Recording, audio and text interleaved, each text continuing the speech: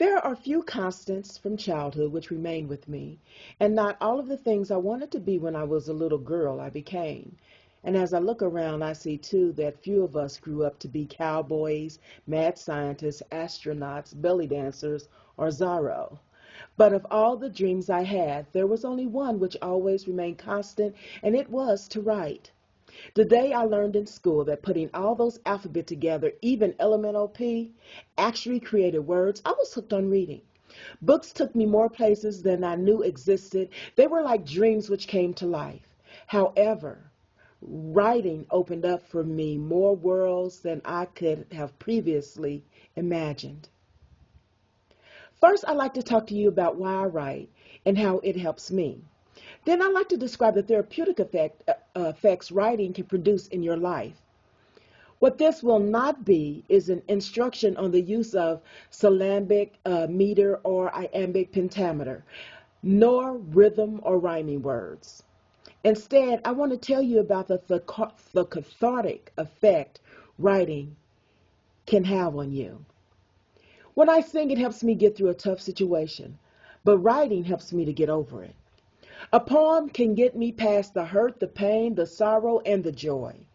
It can catch me as I'm falling in love, help me climb out of love, express passion, delight, and life in general.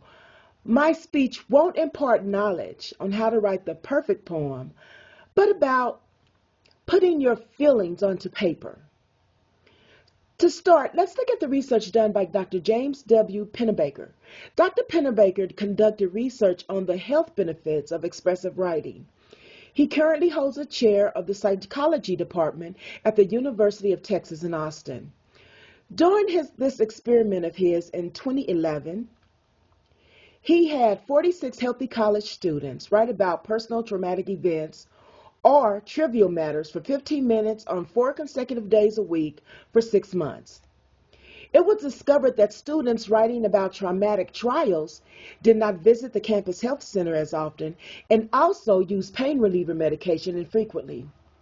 Those that wrote about trivial events had more health center visits and used more pain relief drugs.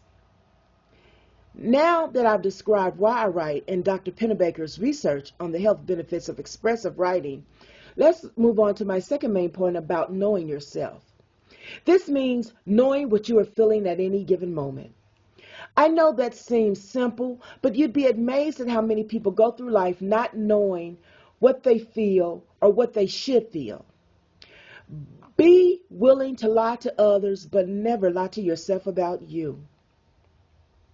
Love you regardless of what you see in the mirror, and don't become only the reflected image of what others say you are.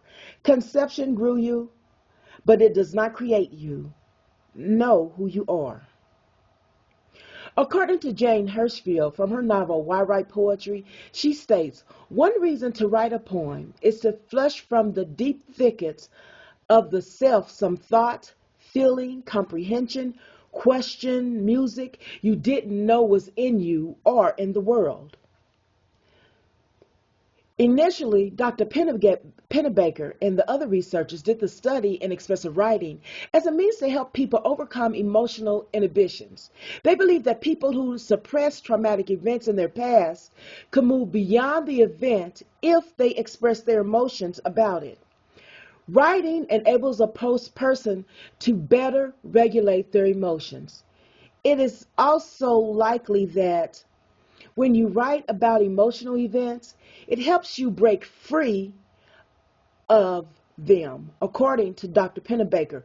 The endless mental cycling, more typical of brooding and rumination.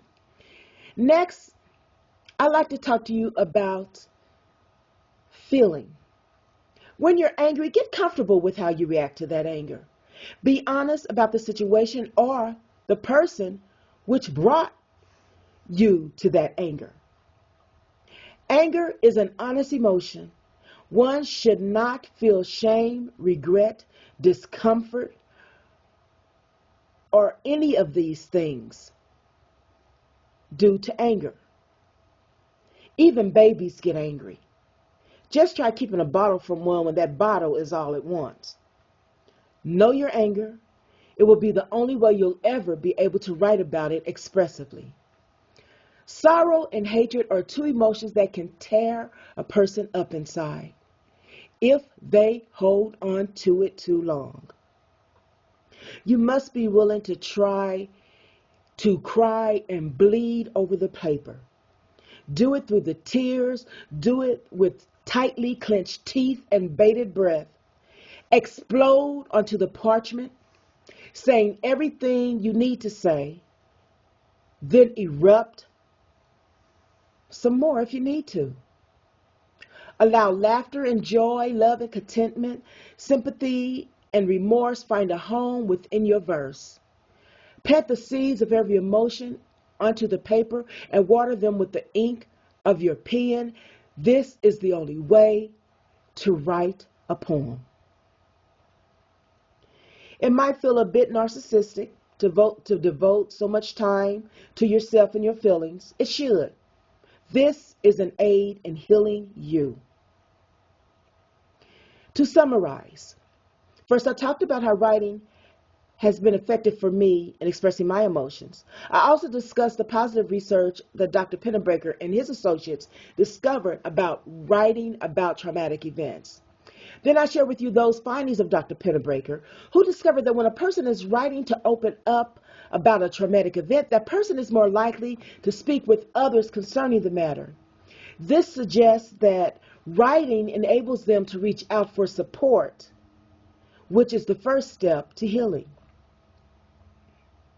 Jane Hirschfield, who encourages us to flush out our emotions, but this is a form of intrapersonal communication that helps you make sense of yourself.